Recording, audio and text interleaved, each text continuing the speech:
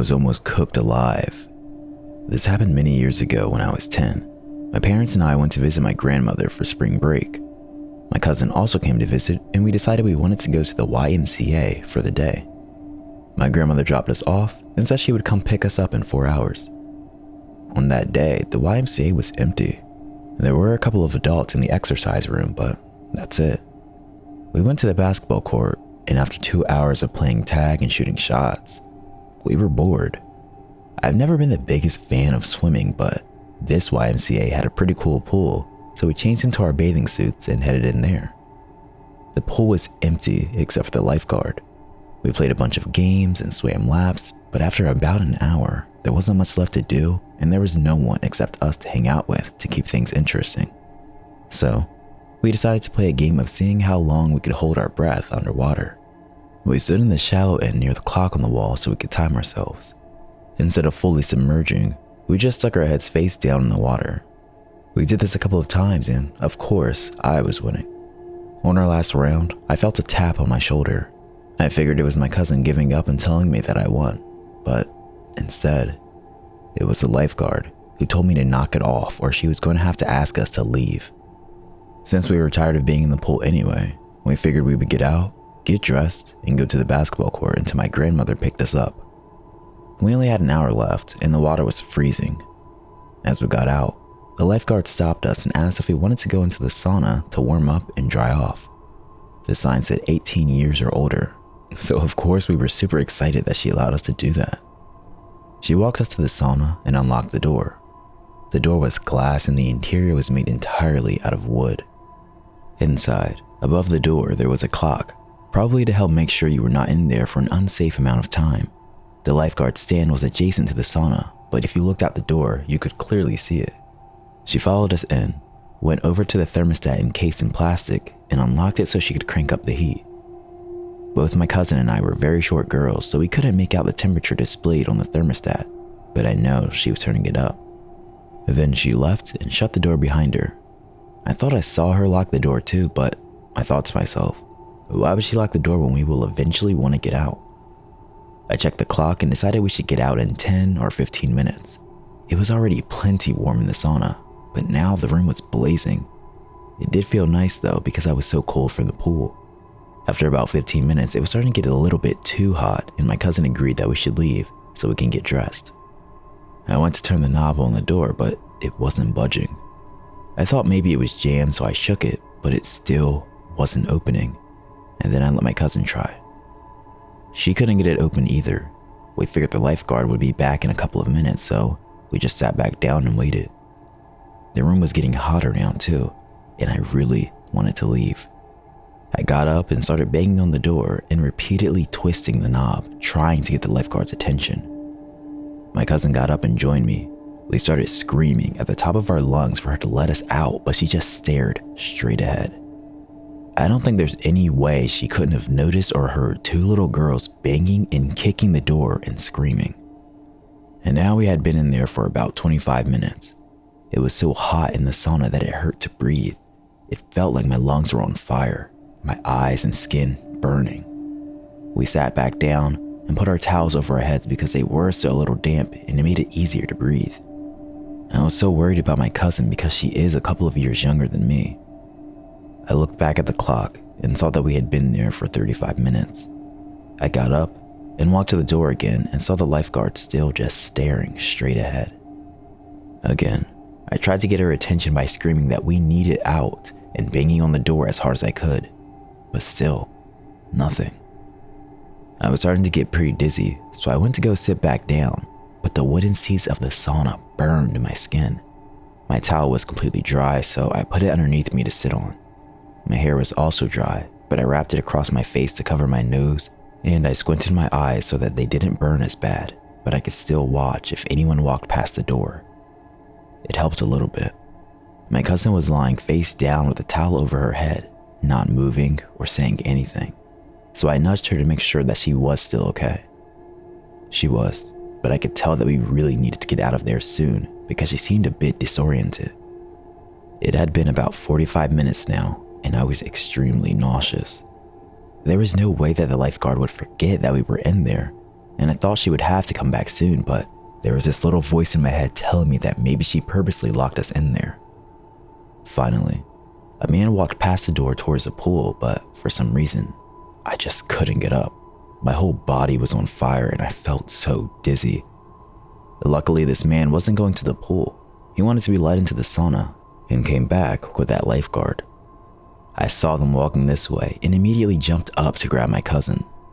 I knew now that for sure she had locked us in there because she pulled out her keys to unlock the door and let the man in. I didn't want to take any chance of us being trapped in there any longer, so as the man was trying to walk in, I was trying to shove our way out. As we were going out, the lifeguard started trying to shut the door and push us back with it. The man was clearly confused about what was going on and said, I think they went out. The lifeguard let out a sigh and opened the door fully, and we ran away as fast as we could into the changing rooms. We only had about 10 minutes before our grandmother was supposed to pick us up. We were both so shaken by what just happened that we didn't say anything to each other as we got dressed or on the car ride home.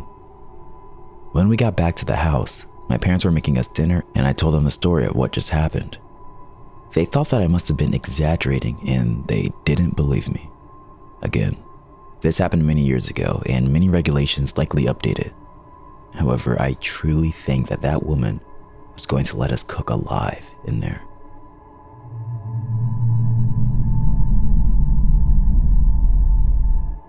I watched it beg for its life before I slit its throat. This happened to me last night and I'm still feeling pretty uncomfortable about the whole exchange. I work with a guy named Mike who was 2 years older than me. Shortly after meeting Mike, he friended me on Facebook and I added him back because I wanted to avoid any awkwardness at work, and I don't really use it often anyway. Mike would send me weird messages that were usually out of the blue and unrelated, but nothing creepy or worthwhile. I figured he just wanted an excuse to talk, so I did my best to give him the hint that I wasn't interested without being too rude. I also kept bringing up the fact that I have a boyfriend whenever he spoke to me both in person and online. It hadn't been a huge problem up until this point, just more of a mild annoyance that I mostly didn't think about. I then started to realize from my experiences with him at work that maybe he just had issues with social interactions. Most of our conversations in person involve him asking a series of questions that I answer out of politeness, followed by awkward silence I usually feel forced to end by asking, "What about you?" Anyway, we're both patient care assistants. Last night I was working and he came to visit unprompted from a different floor later in the evening when most of the residents were already in bed. He started up the same way. "Have you seen any good movies lately? Do you like to drive fast? I've seen you speeding in your Nissan after work. Do you drink? Do you go to the beach?"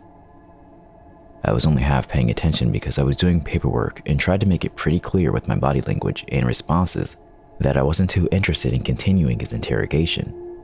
But then he asked me, "Have you ever killed a hog?" I thought I heard him wrong, so I ask again, "What?" and turn to look at him and he repeats, "Have you ever killed a hog?"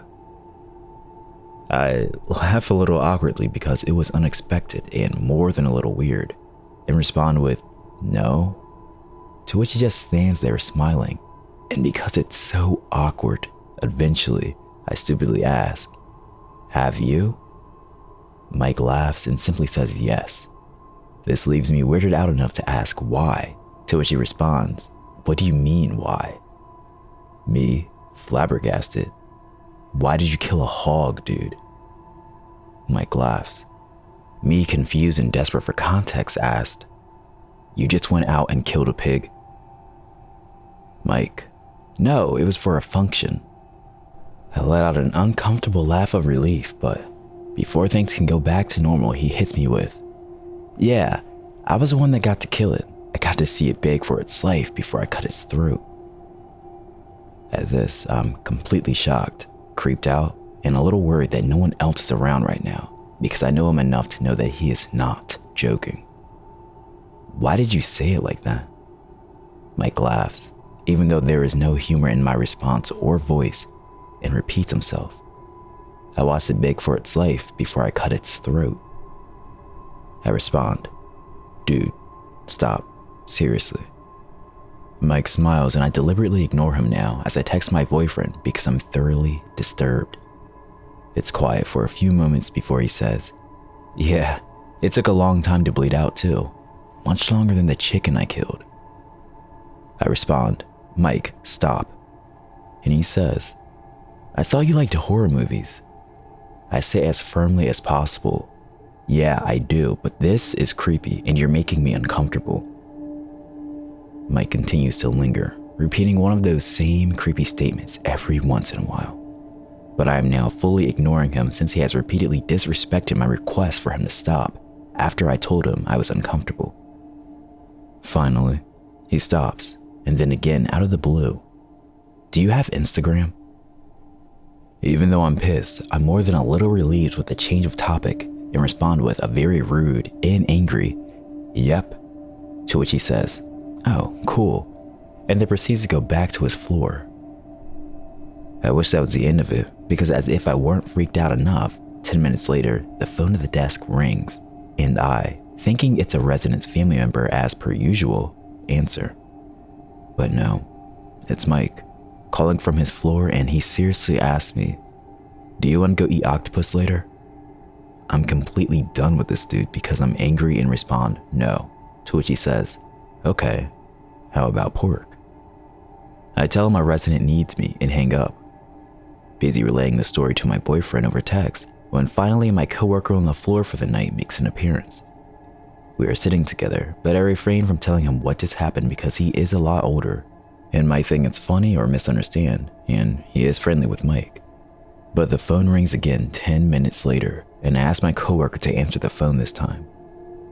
It's Mike again, and I can tell by how my coworker was responding that he was looking to speak to me again and asked about the resident I said needed help. My coworker doesn't know about the problem and jokingly tells him to come down and hang out with us.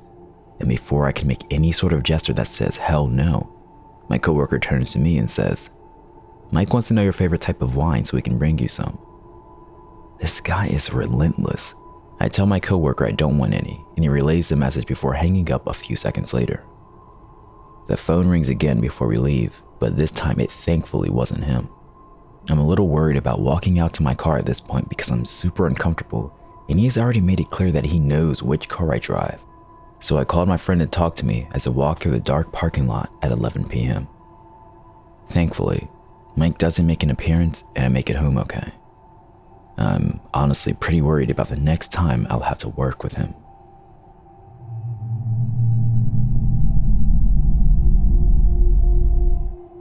Heard a woman and little girl screaming in the woods at night.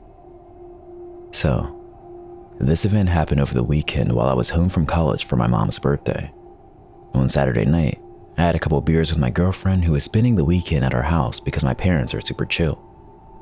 At about 12:30 a.m., a few minutes after my parents went to bed, I went out to the back porch to grab a couple more beers for myself and my girlfriend. She was waiting in the basement where we planned to watch Game of Thrones for a while before going to sleep. I opened the back door and stepped onto the back porch. Immediately, the hairs on the back of my neck stood on end, and I felt like I was being watched from the tree line. My back porch overlooks the backyard, which leads directly into thick woods. I thought nothing of it at first because I always felt a little spooked out going outside at night. But as I opened the cooler, I heard it. In my mind, it was unmistakable. The agonizing screams of what sounded like my next-door neighbor and her teenage daughter. What's even more terrifying is that I swear they were screaming a very specific thing. "Sam, help us. Please, Sam," which is my name. Now, I was drunk and already on edge, so frankly, I turned around without the beers and locked the door behind me as I went back inside. Then I heard my mom's voice calling me from upstairs, asking me if I heard it. I responded yes, and asked if she knew what it was. She didn't have a clear answer, only speculation. But she knew for a fact that our neighbors were both inside their home.